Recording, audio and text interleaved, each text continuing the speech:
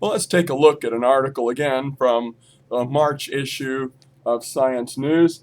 It's foot arch supported upright walking. This has always been a real interesting thing. Navicular bones, the arch in the feet, that's supposed to enable upright walking structurally, and that's found in distinctly human feet and not in monkey feet. And there's the reference where I am here. Well, let's take a look at this. They're saying yeah, metatarsals, making the arch.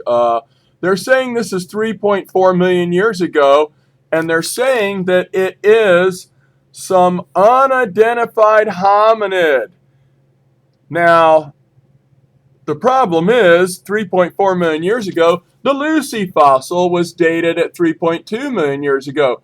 So they're saying that, 200,000 years before Lucy, 100,000 years before the baby Lucy, they call it, that there was something walking around with an arch in its foot.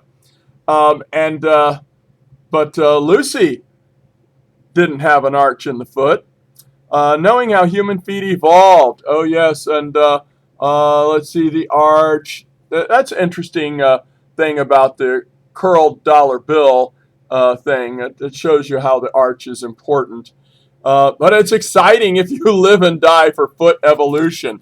But I'm just so tickled by this whole thing. They found a bone, and it's got a human foot, even though. And then the Laetoli footprints were human feet, even though they were found in the same layer dated at 3.2 million years ago, probably the same volcanic ash layer as the Lucy fossil 1,000 kilometers away. But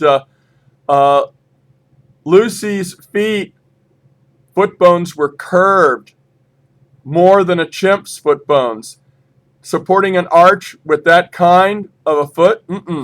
It's all confusing unless you believe that God made monkeys and people on the same day of the world.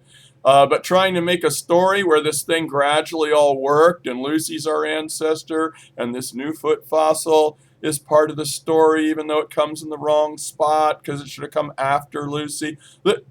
It just becomes. Why don't they examine carefully and look for the holes in this story, the way that the scientific method says you're supposed to look for holes in your own story? You're supposed to try as hard as you can to prove the null hypothesis in order to be defeated by that effort and then prove that your hypothesis is true. But they're not doing that.